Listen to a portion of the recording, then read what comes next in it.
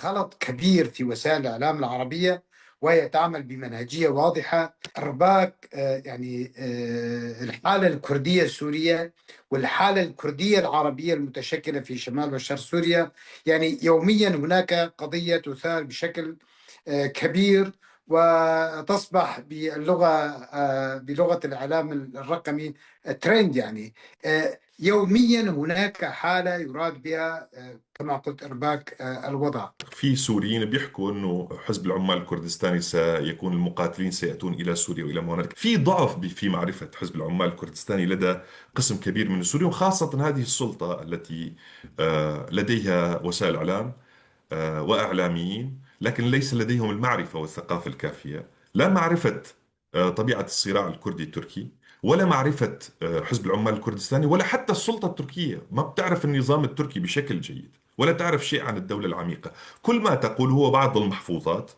وتخويف السوريين، والتأكيد على وجهة نظرها أنه في خطر بكرة حزب العمال الكردستاني رح يجي على سوريا.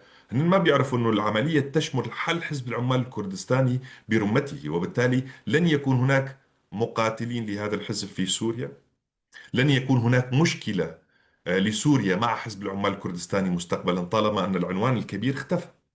يعني سيتحول ربما إلى حزب سياسي، ربما إلى تنظيم آخر، ربما إلى حركة سياسية وليس حزب سياسي داخل تركيا. كل هذه